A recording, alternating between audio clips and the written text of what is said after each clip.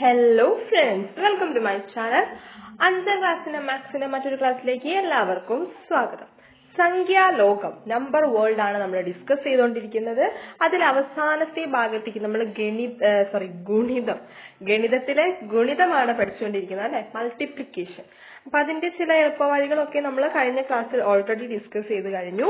And ഈ ക്ലാസ്സിലും നമുക്കൊരു ഗണിത പ്രശ്നം ചെയ്യാം. ഓക്കെ, ഒരു ഗുണനമാണ്. ആൻഡ് അതിന് 3 വ്യത്യസ്ത രീതികളിൽ നമുക്ക് ചെയ്യാൻ പറ്റും. അതിലെ ആദ്യത്തെ രീതിയാണ് നമ്മൾ നോക്കാൻ പോകുന്നത്. ഇവിടെ 23 കുട്ടികൾക്ക് 8645 റുപ്പീസിന്റെ ഫോണുകൾ വാങ്ങിക്കൊടുക്കണം. അപ്പൊ ആകെ എത്ര രൂപ വേണ്ടി വരും?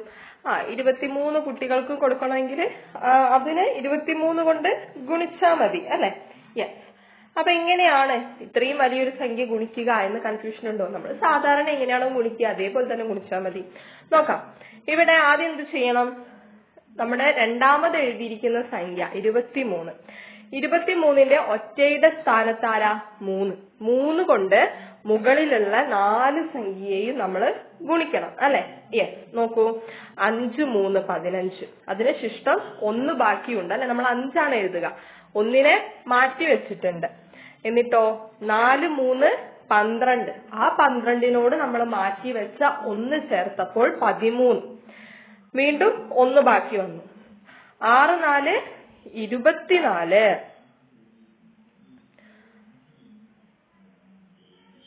സോറി, 6 3 അവിടെ 3 അല്ലേ? 6 3 18. 18നോട് നമ്മൾ മാറ്റി വെച്ച 1 ചേർത്തപ്പോ 19. അപ്പൊ 9 അവിടെ എഴുതി. വീണ്ടും 1 ബാക്കി വന്നു. 8 3 24നോട് ആ 1 ചേർത്തപ്പോ 25. ഇനി അവിടെ ഗുണിക്കാൻ ആരും ബാക്കിയില്ലല്ലോ, അതുകൊണ്ട് നമുക്ക് ആ 25നെ അങ്ങനെ തന്നെ അവിടെ എഴുതാം, 25. അപ്പൊ ആദ്യത്തെ ഭാഗം കംപ്ലീറ്റ് ആയി. ഓക്കെ. അപ്പൊ നമ്മളിപ്പോ 23ന്റെ 3 കൊണ്ടാണ് എല്ലാത്തിനെയും ഗുണിച്ചത്. ഇനി എന്ത് ചെയ്യണം? 10ന്റെ സ്ഥാനത്തുള്ള 2 കൊണ്ട് എല്ലാത്തിനെയും ഗുണിക്കണം. അപ്പൊ അവിടെ ശ്രദ്ധിക്കേണ്ട ഒരു കാര്യം എന്താണ്? യെസ്, 10ന്റെ സ്ഥാനത്തെ സംഖ്യ കൊണ്ട് ഗുണിക്കുമ്പോൾ നമ്മൾ കിട്ടുന്ന ഉത്തരങ്ങൾ എഴുതി തുടങ്ങേണ്ടതും 10ന്റെ സ്ഥാനത്ത് നിന്നാണ്. അതായത് 5ന്റെ താഴെ ഒന്നും എഴുതാൻ പാടില്ല. ഇപ്പൊ നമ്മൾ എഴുതിയില്ലേ 25,935, 25,935. അതില് 5ന്റെ സ്ഥാനത്ത് ഒന്നും എഴുതാൻ പാടില്ല. അപ്പൊ നമുക്ക് എന്ത് ചെയ്യാം? ഒരു 0 അങ്ങ് ആദ്യമേ ഇട്ട് കൊടുക്കാം. അപ്പൊ പിന്നെ കൺഫ്യൂഷൻ ഇല്ല. ഓക്കെ, അതിന് താഴെ എല്ലാവരും 0 എഴുതിയതിനു ശേഷം ഇനി എന്ത് ചെയ്യാം? 23നെ 10ന്റെ സ്ഥാനത്തുള്ള 2 കൊണ്ട് മുകളിലെ 4 സംഖ്യയെയും ഗുണിക്കാം. 5 2 10. അപ്പൊ 0, ശിഷ്ടം 1. 4 2 8. ആ മാറ്റി വെച്ച ഒന്നുകൂടി എടുക്കുമ്പോ 9. പിന്നെ അവിടെ ശിഷ്ടം ഒന്നുമില്ല. 6 2 12. നമ്മൾ 2 എഴുതി 1 ശിഷ്ടമാക്കി വെച്ചു. 8 2 16. 16നോട് നമ്മൾ മാറ്റി വെച്ച ഒന്നുകൂടി ചേർക്കുമ്പോ 17. അപ്പൊ 1,72,900 എന്ന് അവിടെ കിട്ടി. അത് ശരിയല്ല, നമ്മൾ ജസ്റ്റ് എഴുതി. ഓക്കെ, കാരണം ഒരു 0ത്തിന് നമ്മൾ വെറുതെ അവിടെ വെച്ചതാണ് അവസാനം. ഇനി എന്ത് ചെയ്യണം? അവ തമ്മില് കൂട്ടണം. ഇപ്പൊ നമുക്ക് കിട്ടുന്നതാണ് ശരിക്കുള്ള ഉത്തരം അല്ലെ? 1,98,835. 1,98,835. ഓക്കെ. ഇനി ഇതിനെ നമുക്ക് മറ്റു രീതിയിൽ കഴിഞ്ഞ ക്ലാസ്സിൽ പറഞ്ഞ പോലെ കണ്ടുപിടിക്കാൻ പറ്റുമോ? ഇവിടെ നോക്കൂ, 8645 എന്നത് 8000 പ്ലസ് 600 പ്ലസ് 40 പ്ലസ് 5 ആണ്. ഇതിനൊക്കെ 23 കൊണ്ട് ഗുണിക്കണം. അതല്ലേ നമ്മളിപ്പോ ചെയ്തേ? നമുക്ക് എന്ത് ചെയ്യാം? ഇത്രയും വലിയ സംഖ്യ ഗുണിക്കാൻ പ്രയാസമാണെങ്കിൽ ഓരോന്നിനെയും 23 കൊണ്ട് ഗുണിക്കാം. അതായത് 8000 × 23 പ്ലസ് 600 × 23 പ്ലസ് 40 × 23 പ്ലസ് 5 × 23. ഇത് ഓരോന്നും ഗുണിക്കാം. 4 എണ്ണവും ഗുണിക്കുമ്പോൾ നമുക്ക് ഇതുപോലെയാണ് കിട്ടുക. 1,84,000, 13,800, 920, 115. ഓക്കെ, ഇതൊക്കെ കൂടി കൂട്ടുമ്പോൾ നമുക്ക് എന്ത് കിട്ടും? നേരത്തെ കിട്ടിയ 1,98,835 കിട്ടും. ഇനി മറ്റൊരു രീതി ഏതാണ്? 8000. നേരത്തെ നമ്മൾ 8645നെയാണ് വിവിധ ഭാഗങ്ങളാക്കിയത്. ഇനി നമ്മള് 23നെയാണ് വിവിധ ഭാഗമാക്കുന്നത്. അതായത് 8645നെ നമ്മൾ 23 കൊണ്ട് ഗുണിക്കാൻ പോവാണ്. പക്ഷെ 23-നെ 20 + 3 എന്നാക്കി. ഇതായിരിക്കും അല്ലേ കുറച്ചുകൂടി എളുപ്പം. യെസ്, 20 + 3. അപ്പൊ 8645-നെ 20 കൊണ്ട് ഗുണിക്കണം. അതിനോട് 8645-നെ 3 കൊണ്ട് ഗുണിച്ചിട്ട് കൂട്ടണം അല്ലെ. 8645 × 20 + 8645 × 3. അപ്പൊ നമുക്ക് എത്ര കിട്ടും? 1,72,900 + 25,935. ഇത് കൂട്ടുമ്പോൾ നമുക്ക് നേരത്തെ കിട്ടിയ അതേ ഉത്തരം 1,98,835 കിട്ടും.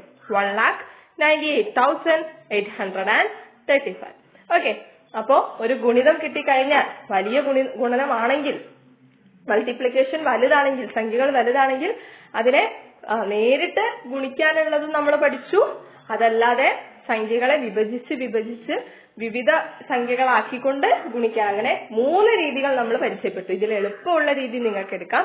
പരീക്ഷയ്ക്കോ അല്ലെങ്കിൽ മറ്റെന്തെങ്കിലും ആവശ്യത്തിനോ ഇതിലേതെങ്കിലും പ്രത്യേക രീതിയിൽ ചെയ്യാൻ പറഞ്ഞാലും നിങ്ങൾക്ക് ചെയ്യാൻ സാധിക്കില്ലേ?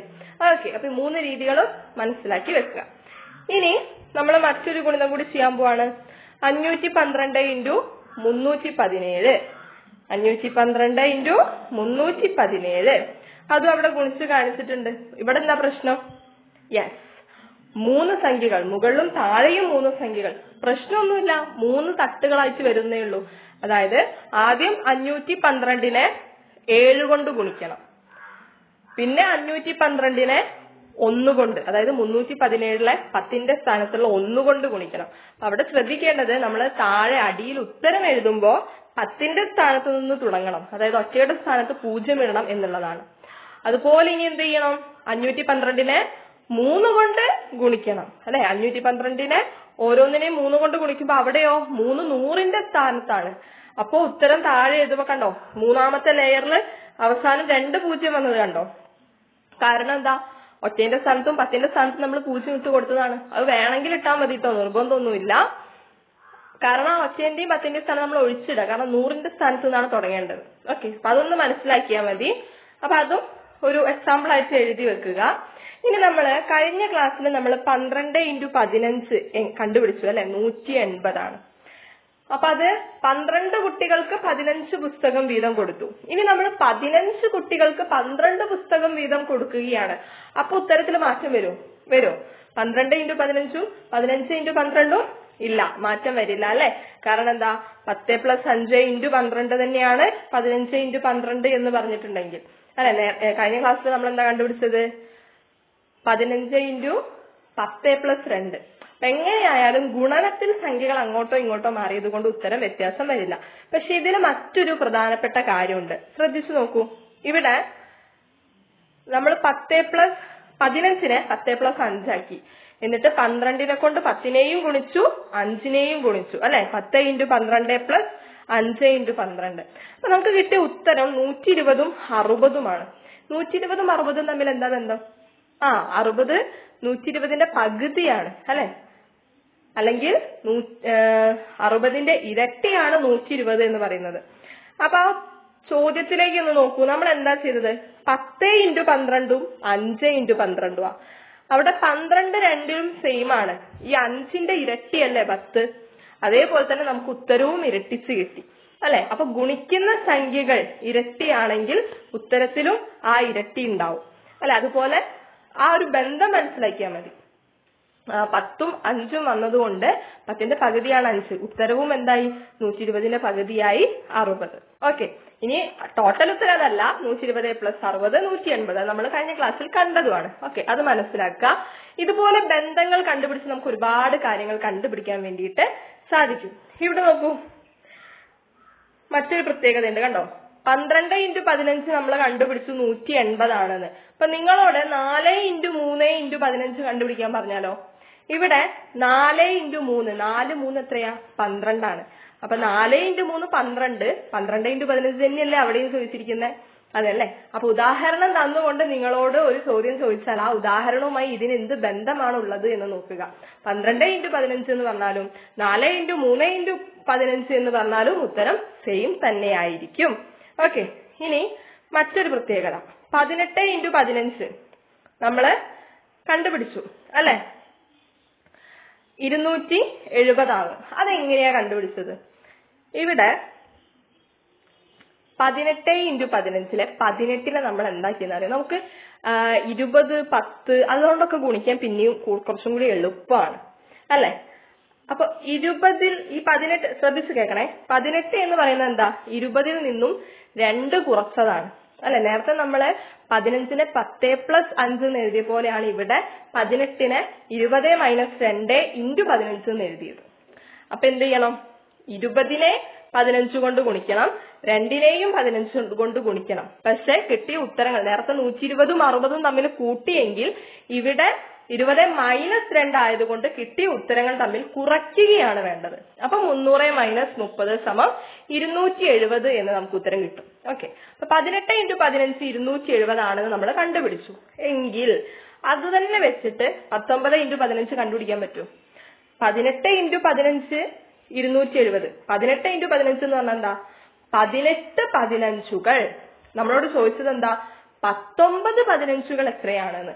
അപ്പൊ ഈ 18 15നോട് ഒരു 15ഉം കൂടി കൂടിയതല്ലേ 19 × 15?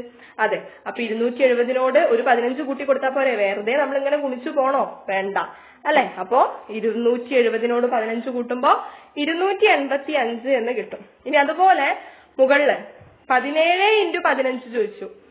അപ്പൊ നമ്മൾ 18 15കൾ 270 ആണെന്ന് കണ്ടു. അപ്പൊ 17 15കൾ എത്രയായിരിക്കും?